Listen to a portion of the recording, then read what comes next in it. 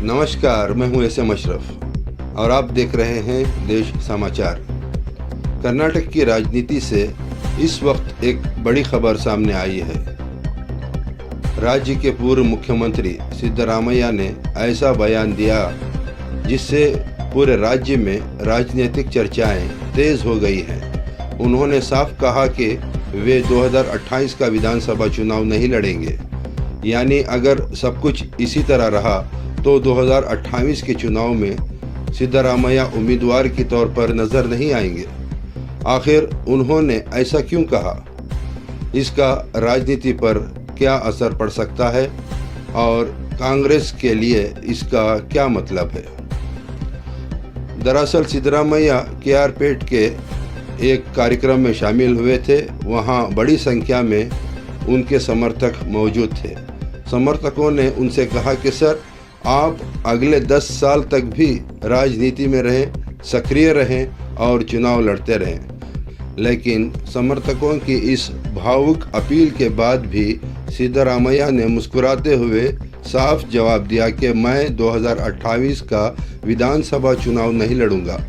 बस उनके इस एक बयान के बाद कर्नाटक की राजनीति में नई बहस शुरू हो गई। कई लोग इसे उनकी चुनावी राजनीति से विदाई का संकेत मान रहे हैं। दोस्तों, अगर सिद्धरामैया के राजनीतिक सफ़र की बात करें तो ये सफ़र 5 दशक से भी ज़्यादा लंबा रहा है।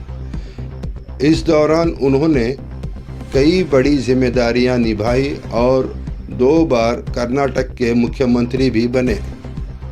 वे हमेशा अपनी अलग कार्यशैली, ज़मीनी राजनीति और लोगों से सीधे जुड़ने के लिए जाने जाते रहे हैं। कुछ समय पहले ही उन्होंने मुख्यमंत्री पद से इस्तीफा दिया था। बताया गया कि उन्होंने पार्टी हाईकमान के फैसले और राहुल गांधी के संदेश का सम्मान करते हुए ये कदम उठाया। इसके साथ ही उनका दूसरा मुख्यमंत्री कार्यकाल भी खत्म हो गया। अब मुख्यमंत्री पद छोड़ने के बाद 2028 का चुनाव नहीं लड़ने की बात कहने से लोगों को लग रहा है कि सिद्धरामैया धीरे धीरे चुनावी राजनीति से दूरी बना रहे हैं।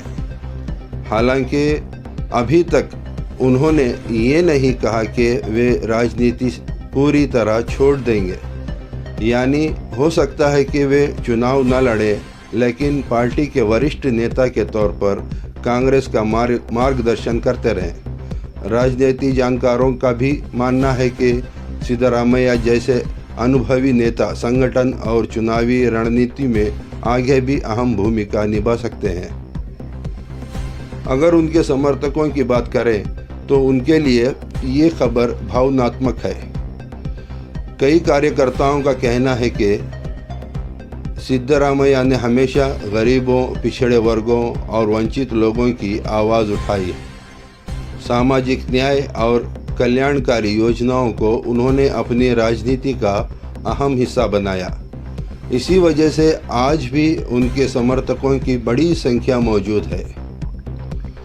अब सबसे बड़ा सवाल यह है कि अगर सिद्धरामैया 2028 का चुनाव नहीं लड़ते तो कांग्रेस में उनकी जगह कौन लेगा? क्या पार्टी कोई नया चेहरा सामने लाएगी या फिर किसी अनुभवी नेता को आगे बढ़ाया जाएगा? इन सवालों का जवाब अभी किसी के पास नहीं है, लेकिन इतना तय है कि सिद्धरामैया के इस बयान ने कर्नाटक की राजनीति में नई हलचल ज़रूर पैदा कर दी है। आने वाले दिनों में कांग्रेस की रणनीति और विपक्ष की राजनीति दोनों पर इसका असर देखने को मिल सकता है। आपकी क्या राय है? क्या सिद्धरामैया का 2028 का चुनाव नहीं लड़ने का फैसला सही है या फिर उन्हें जनता की मांग को देखते हुए चुनाव लड़ते रहना चाहिए था? अपनी राय हमें कमेंट बॉक्स में ज़रूर बताइए। और अगर ये रिपोर्ट आपको पसंद आती है तो इसको लाइक और शेयर करें और देश समाचार चैनल को सब्सक्राइब करना ना भूलें। मैं हूं एस.एम. अशरफ, फिर मिलेंगे एक नई रिपोर्ट के साथ। धन्यवाद।